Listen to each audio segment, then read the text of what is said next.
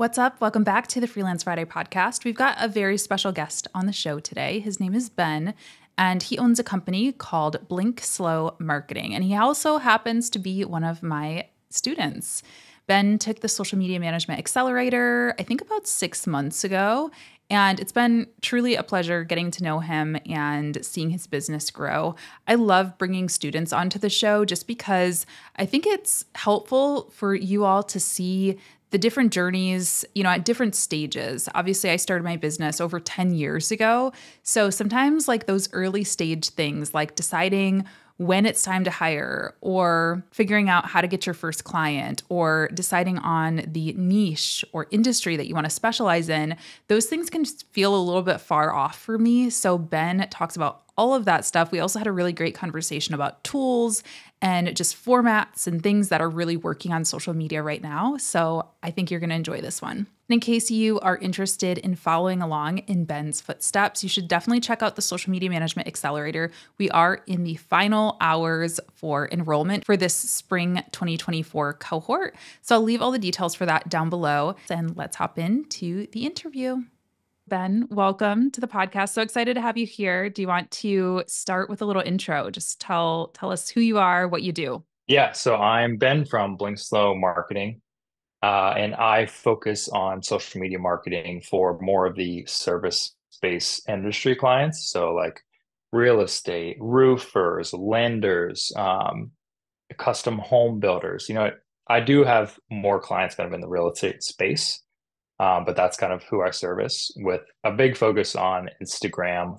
And that's usually kind of like higher end, I guess, video made with, like the Sony A7S3s or the FS6s or something like that. So things where we set up lighting, or maybe I'll follow a client with like a gimbal and a camera and things like that.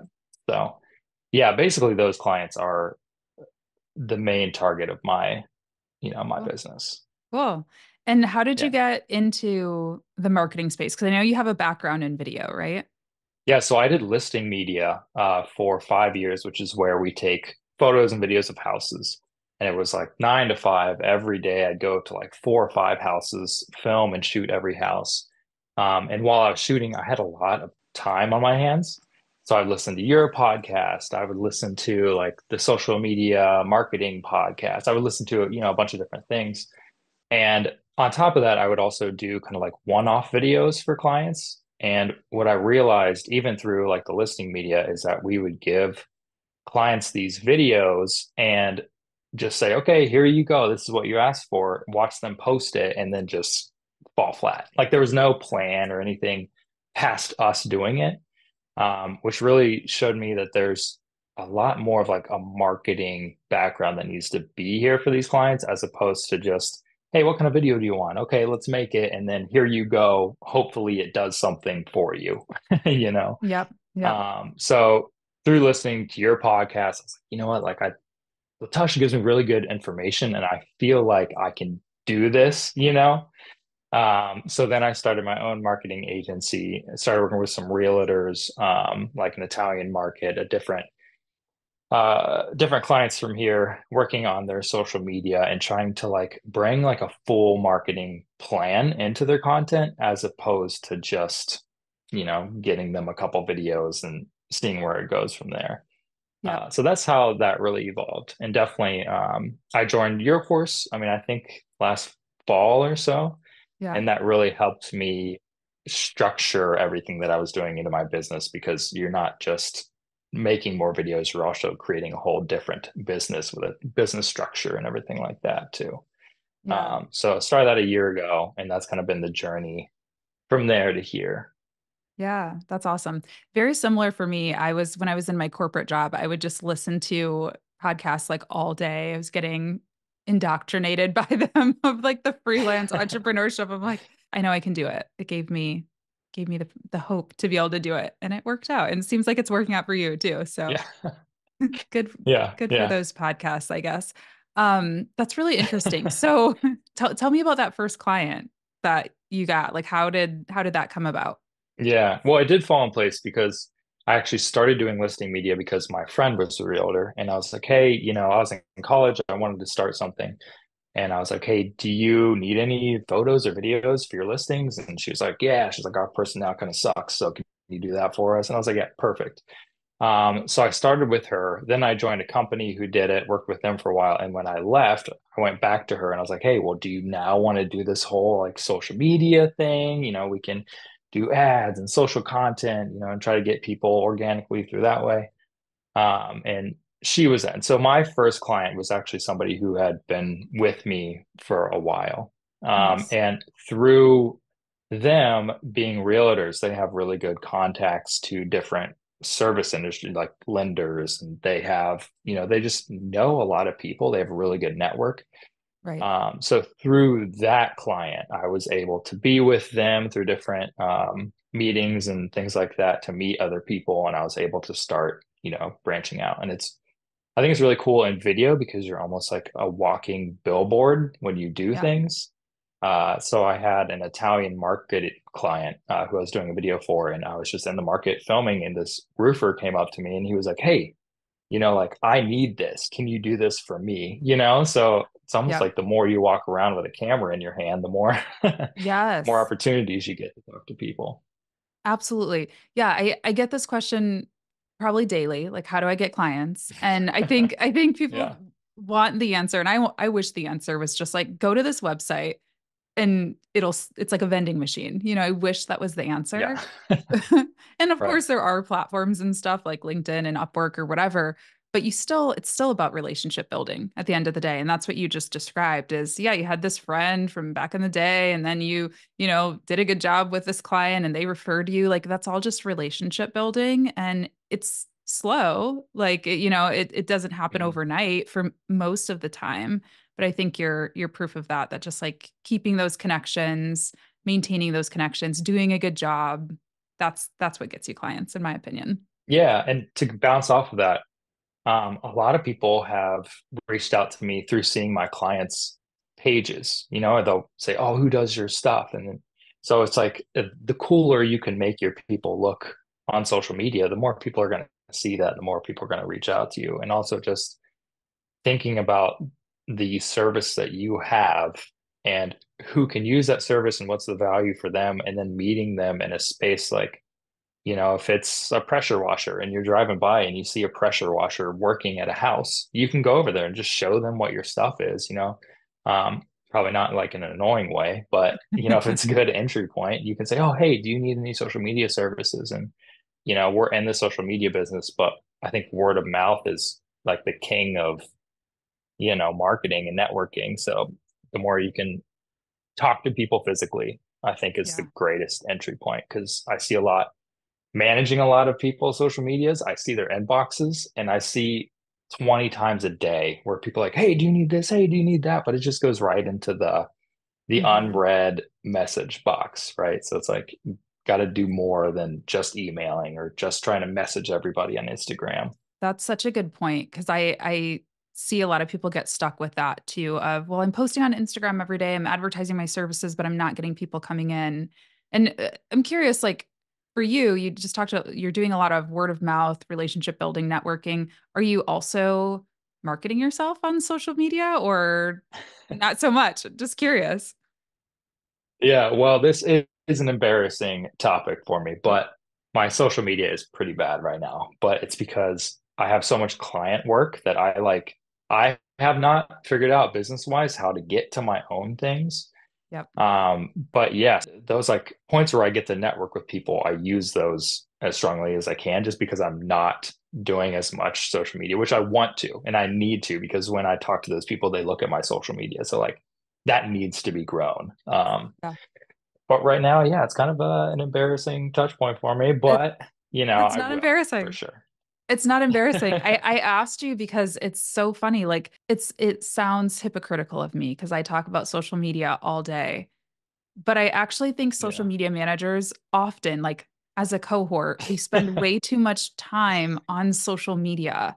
Like when it comes to our Yeah. own client acquisition and that kind of thing. I think if you want to do it to keep the knife sharp, if you will, and learn the different features or connect with like a community, that's great. But I don't necessarily think that's how you get clients. I I don't know that I've really gotten very many clients from Instagram, personally. Maybe Yeah. LinkedIn for me. But yeah, it's mostly been exactly what you're saying. It's like, oh, my client talked to her client or to her friend or whatever. And like, or I went to an event or I went out into the community. That's how it happens, especially for the niche that you're in, which is so Mhm. local, I mean, you got to get out there into the world. So I don't think that's embarrassing at all. I want to ask before I get deeper into, because I want to ask you a little bit more about your niche in particular, but I'm just curious. I always like to ask this, like, where did your company name come from? Blink Slow Marketing. What does that mean? Mm. So I started doing videos 12, 13 years ago, and I created a company called Blink Slow Productions. And I liked, like, if you think of video, it's motion picture, right? Like you think of kind of like the slides rolling up. So if you slow the slides down, it becomes slower and slower. And it's also kind of like a play on don't let life go too fast, kind of Mhm. savor the moment. So the blink slow part came from that. And when I started the new company, I wanted people to not think of the old company, which I should have probably changed the name a little bit more, but I changed it from productions to marketing. Yep. So those two together is where that came from. Cool. I love it. Where did you learn video, by the way? Did you go to school for this or are you self-taught or No, yeah, I self-taught for sure. cool? But I did look into it was like an LA school and it was like out of state $60,000 a year. And I was like, Hmm. you know what? I just want to film my friends skateboarding. So this is probably not the route that I Yep. want to go. Yep. Yeah. So YouTube University is Awesome. that's it. Yeah, Yeah. that's awesome. I love it. I love it. Let's pause for a quick word from our sponsor, Metricool. After analyzing over 3 million short form videos, Metricool's 2024 short form video study compared shorts, reels, and TikTok videos to show how this content impacts each network, as well as which formats see the most success in terms of engagement, impressions, and views. They also analyzed long form and short form YouTube content to see what users favor. And while shorts saw the highest engagement for the study, users still prefer long form videos on YouTube. Thank you all for still watching. So, if you're building your short form video strategy, you can use this data to focus on efforts that align with your brand goals. Download the full study on the Metricool blog from the link in the description and make sure to register for a free Metricool account today as well. You can use code Latasha to try any premium plan for 30 days. Again, that's code Latasha to try any Metricool premium plan free for 30 days. Okay, so you talked about kind of this service industry niche, real estate adjacent. How did you get into that industry? How did you decide on that niche, I guess? Yeah. Well, I mean, it's almost, I kind of fell into it instead of chose it. Because again, is when I met my friend and I was like, hey, do you want any media for your listings? And then that took off into like a whole kind of 5 year job with another company. And it's just kind of my bread and butter. People are really cool. I love working with realtors. I love working with lenders. And I kind of understand their process a lot. And I think that that's where my value comes from because the more that you understand kind of how your client's business works, the more you can help them. Because if you're coming Yeah, from a point where you don't understand anything about their business, it's really hard because you don't know what their customer is. You don't know what their customer's problems are. You don't know what their customer journey is. yeah, So I just understand real estate pretty well. And so that's kind of why I've, stuck into it, I guess, a little bit more. And I yeah, like shooting houses. I see some really bad houses and I see some really good houses. So it's yeah. interesting for sure. Yeah. That's fun. But 'Cause I always think when people are struggling with figuring out, what niche to focus on, it's like, what are the industries that are kind of always going to be around? It's like people are always going to buy and sell houses. I mean, unless something really right. catastrophic happens, like that is just always going to be a thing. Healthcare, people are always going to, you know, try to get healthy and go to the doctor and things like that. And they've been around for a long time. And there's also generally good money in it. Selling a house, that's hundreds of thousands of dollars that Mhm. is transferring hands. So the likelihood of a real estate company or a lending company being able to afford a few $1,000s a month for social media is a lot higher than an industry that has really, really low margins. So I think it's a smart Right. one to get into. And then there's like a local market everywhere. I hear that sometimes from people Mhm. too of, oh, well, I want to work in fashion, but I live in Kansas. And it's like, well, yeah, that's a little more challenging. But there is a real estate market in Kansas. There is a doctor's office, a dentist's office in Kansas. So yeah, I think it's a good one Yeah. to tap into. Yeah. And just to like touch on, um, you talked about something traumatic happening. Like when 2020 happened, I thought, I was like, okay, well, I'm out of work, like it's nothing gonna Yeah. happen. And real estate got better. Well, I did more jobs during 2020 than I did before it. So Right. it's definitely like if you're going to do photos and videos, just in general, it's like the most resilient market to be in for sure. Yeah. Other than Yeah. like Kansas fashion, but Yeah. I love that. So you talked about seeing cool houses and taking video. Are you mostly working like on site with your clients? Like what do your packages kind of look like? Are you going and shooting video and then also scheduling content or what is working with Blink Slow look like? yeah, we are actually revamping the packages now because I do have a real estate team that I work with, and I'll do like the whole spectrum of services for them, from the social media to the ads to, their flyers, postcards, listing media, things like that. But what we're developing now is kind of a different system where it's not just photos and videos of your house. It's a whole system to one, sell the house, but then also generate leads for the agents through, the buying process and the selling process and taking people kind of through that whole loop of, we're not just selling the home, we're selling you as well. And you should have leads on both ends of the deal when you do it.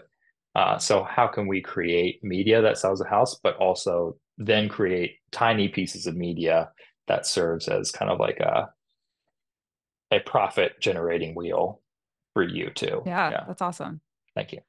What do you feel like is working well right now in for your clients? Like video, is there a certain platform? Yeah, I think that my industry is hard, and for social media, I think I wish I would have chose something easier, but um, I do think that video is still king for those clients, just because photos engage your current audience. Carousels can do well with education, but really the education that you're giving through those kind of services are very, very like you're only going to buy a house once every 7 years, right? So how do we keep somebody's attention now who doesn't need a house, but maybe in 7 years might come back to it, right? So reels are a good one just to like keep top of mind for their current and past clients. And doing a mix, I like to think of it as, like the three marketing funnels: awareness, engagement, and conversion. Yeah. So we'll do some trendy reels. We'll do some reels of houses for some awareness. We'll bring up some questions, get people's thoughts on like, what kind of different interior design do they like for some engagement. And then we might do some more like educational type videos for the conversion and to build, what's that word called? Authority, to build Yeah. authority. Yeah. So that seems to work pretty well. And then there's always the debate, because right now I focus on Instagram, but on YouTube, your media lives a longer lifespan than Instagram. So there's a whole strategy as well of doing YouTube to where, you're investing in this content. Maybe it's not going to get a bunch of views at first, but it lives for years as opposed to Instagram where you just got to keep churning and burning because it's going to fall Right. down the profile feed. Cool. Yeah. I'm curious, do you think that having a niche is, or like having an area of specialty is required for a social media manager today? Hmm. I like how you use the word required Mhm. because I don't think it's required. Um, I think you'd be a benefit for sure because, again, like what I said before, if you understand how the business works and you understand where the clients have come from, you understand the whole process, that can be a benefit for you for sure. But I'm somebody that doesn't like to do just one thing. So again, like I have my real estate people, but I also have my roofing client and I have an Italian market and I have, like just different things that are very, very different. And so I don't think it's required necessarily, but it can be beneficial. You know, Yeah, there's for also things sure. that I wouldn't try with real estate that I would try over here.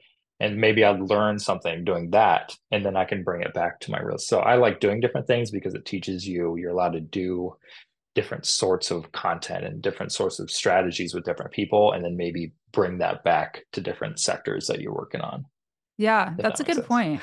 No, that's a really good point. I mean, I always say like I've gotten my best business advice from my friends who are in completely different industries. Like they're like lawyers and doctors and like whatever, like computer science people, like not social media managers. So I guess similar Right. concept there of like sometimes you just need to step out of your kind of box that you're that monotonous box that you're in and like see things from a different perspective. And sometimes you'll get little light bulb moments from that. So that's a good point.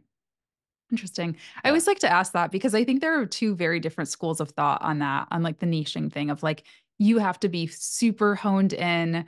And then there are people who are like, I don't know, you can kind of be a generalist. And I'm somewhere in the, Yeah. I mean, I agree with you. I think that it does help. Like it helps that I know, if I ever have somebody reach out to me from your area who's in the real estate type of industry, I'm going to recommend you. Like you're the you're the obvious choice for that versus Yeah. somebody who's like, I kind of dabble, I'm going to send them to somebody who has some examples, some case studies of stuff that they've done.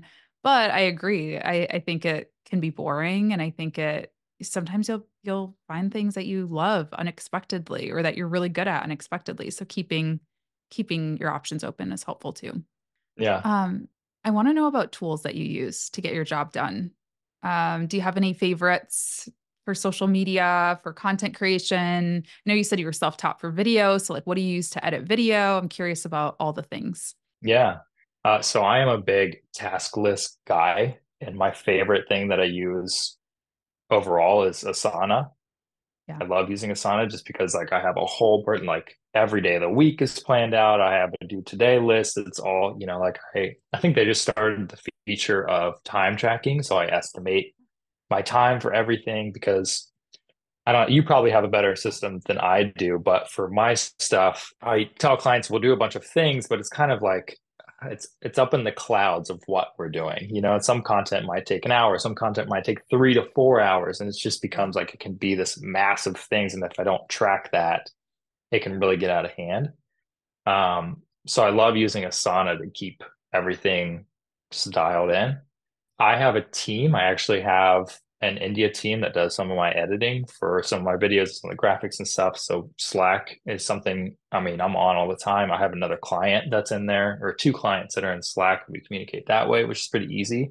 It's all in one platform as opposed to a bunch of emails, reports, and everything like that. I use Metricool. There's like just different data points that I can't see through the app, and it's just kind of like chunky through the app. Yeah. Using Metrical, I can pull everything real quick and I can kind of see where everything's trending. And you get the trend lines, which I think is nice because it's a good visual of are we going up? Are we going down? How's this Yep. going? Editing wise, I use DaVinci Resolve, which I don't think is a requirement, but being in film, like that's just I really like the color grading aspect, and DaVinci is really amazing with that. But I have people like reach out all the time, like, hey, oh, what editing program should I use? And CapCut is pretty dang good, Yeah, it And is. there's some things that I can't do in DaVinci that I have to use CapCut for. So Mm-hmm. it's pretty wild. I mean, ChatGPT, I guess we'll give it an honorable mention because Yeah. that's a What do, good. what do you use GPT for? How are you using that tool? Yeah, so mostly grammar. Okay, So yeah. every time I'll write up a caption, yeah, like I'm Yeah. terrible at grammar and spelling. So I'll write up a caption, throw it in there. I'll tell it, hey, just correct it for me, please. And then Yeah, just copy interesting. and paste its corrections. I don't really have it write the caption because and this is probably like my inexperience in prompting, but it can get pretty generic, which I don't want. I want it to feel personal. I want it to give the information that I want it to give. So I'll type it all out. I just use it for switching and ideas, obviously. Like Yeah. getting some ideas down is great too. So, Cool. and tones. Sometimes I'll do scripts for clients and Yep. going in there, writing a script like, hey, you know what? Add like a pretty personable tone to this or anything like that. Yeah. So it's a good tool for that Interesting. too. Yeah, that's a good tip. Yeah. Cool. I'm Yeah. curious with that, you brought up a team. Can you speak a little bit to that? Like when did you know it was time to hire and how did you find these folks? I'm just starting off just in my first year. So some of this could just be my beginner knowledge in business and pricing and things like that. But I reached a point to where it was just there's multiple things that I need to do, and filming and editing takes a massive amount of time compared to like the other things that can also bring a lot of value to the clients. Um, so I was reaching a point to where I couldn't even get to the other things that I needed to do for my clients because I was so busy just trying to get the content done.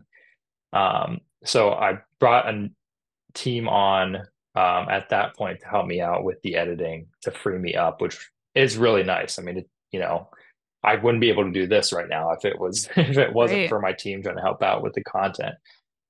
Because it's really figuring out what costs you the most time and figuring out like if outsourcing makes sense for that, and then freeing me up to do other things because I think it's really difficult for social media managers, especially who do the content, that you've got to do the content, you've got to do the outreach, you've got to do the strategy, you've got to do all the posting and all the outreach and everything like that. And that's before you even look into your own business. Okay, now I got to outreach to clients. I got to answer my clients' emails. I've got to Yeah. build my own social media. It's such a mountain of things to do. Yeah. And I brought them on maybe early. Like some people might argue, like, I wasn't in the financial spot to do that yet. But like, I feel like sometimes you just have to take the dip before Yep. you get the upside of it. So yeah, I brought them on. And I couldn't couldn't do it without them. They're an awesome team. Shout out to Raj and CG doing all my stuff over there. Nice. Um, but yeah, I think it's definitely necessary for scaling, and it could be a point to where like maybe I should have charged more, so I wouldn't be in the position to do that. But it's tough. It's really tough because clients don't want to pay $30,000 a month for Yeah. 12 Instagram posts. Right. Right. you know, For sure. Yeah. Cool. yeah. Yeah. I So mean, I think there's a certain part of business that is just intuitive. Like there's not like a perfect science for everything. And you have to ask yourself that question sometimes. Like other people can't answer it for you. It might not make perfect dollars and cents, but you just have to take mhm. the leap or, take a risk. There's a certain amount of that in business that you have to do. I mean, that's what a lot of people deal with when leaving their day jobs. For me, I didn't have a full client load when I left my day job.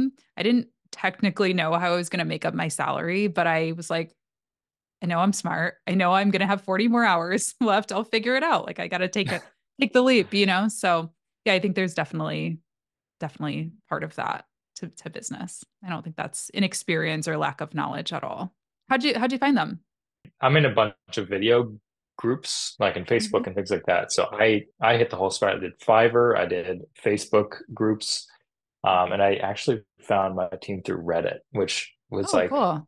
the most sketchy of all of them, I feel like, I love Reddit. because it's screen names. Yeah, Yeah. I like Reddit too. But you're not getting like, oh, this is Adam from Facebook. You're Yeah. getting like, this is PJ Man 225 from Reddit. Yes. But sent me the profile. I was like, all right, we'll give it a shot. They're really cool about giving me some examples. Like I was able to give them some stuff and they could kind of test with that. And kind of put the trust in and went with it. So yeah, Yeah. Reddit is how I found the team. That's so cool. All right. Well, I want to ask you one last question. How do you have those conversations with your clients when it's like, I mean, I feel like we had like three big announcements over the past month just from Instagram alone. Do you have clients asking you about, hey, why aren't our reels performing anymore? Or should we get on threads? Or should we get off Twitter or on Twitter? Like, do you have those conversations with your clients? And how do you communicate those and prioritize really what to focus on when there's so much change in this industry? Yeah. I would say two things. I think number one, I prep them in the beginning, and part of my sales pitch is like, let me handle it. Like I tell them in the very beginning, it's going to change. And that's one of the reasons why you want to outsource it to me, because you don't want to have to deal with waking up on Monday morning and seeing that the Instagram algorithm has changed. And you have to change your whole strategy. Like, let me do that for you. Yeah. Um, so I don't really get questions from my clients. And I think another reason that is because I'm always changing my stuff and I'm always telling them that we're doing different things. And I'm not trying to talk about myself here, but like I really do care. Like I really want to get my clients results.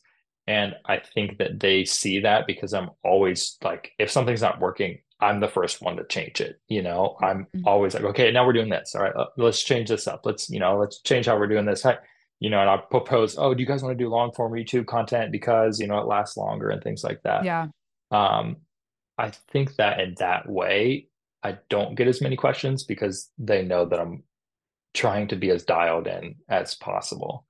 And if not, it's just a conversation of like, yeah, here it goes again. We're we're doing Hmm. this. Um, but so far it's been a pretty easy road of like they just let me handle it. And of course, like if somebody has a question, like I'm happy to have a conversation about it. And sometimes my clients have better ideas on something than me, and let's do that. Whatever the better idea is, let's do it. Yeah. So yeah, I guess that's how I handle. I also tell them at the beginning, like my specialty is Instagram. Hmm. So sometimes we'll talk about X or TikTok and things like that, but Yeah. the business structure is mostly Instagram. So that at least helps weed out like the 25 platforms that people Yeah. are paying attention to. Yeah. But yeah, that's how I handle that. That's smart. I mean, I think that's part of the benefit of working in person with clients too, because you have those little touch points with them often. Whereas, like, I feel like some of my clients that are virtual, I might only be talking to them once a month. And that can be Yeah, challenging because then it's like they're just like unloading all of their research that they've been doing over the past month on this one call or this one email versus I'm sure you're kind of just having like quick chats of like, hey, yeah, we're gonna do this next week, and it's right. a little less high pressure, I think, in that. And it helps again with the theme, relationship building. Like you have open relationships with them where you're free to try different things and talk about different ideas together. Yeah, like I don't do anybody virtually. Everybody's in person, and I get anxious if I haven't seen somebody in a month. You know what I mean? Like I have to be with you and we have to talk to things because it just like helps me get a feel for how everything's going to be in person. Yeah, cool. Well, where can people find you, learn more about your services or you? Feel free to let us know where we can find you, and I'll link it in the show notes as well. Yeah. So mainly on Instagram, we're building out the website now, but it's @blinkslow_marketing, and I'll double check on that. But if it's not, it's in the show notes. Cool. Sounds good. Well, thank you so much for sharing. This was really helpful. I think it'll be really helpful to a lot of people and was a great chat for me too. So thank you so much.